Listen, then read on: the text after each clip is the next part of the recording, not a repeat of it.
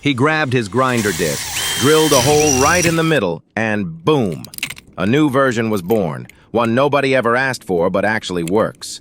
Who would have guessed that a simple disc with a hole could be this useful? It feels like lazy genius engineering. It's not hard to imagine what it becomes, but that's the funny part.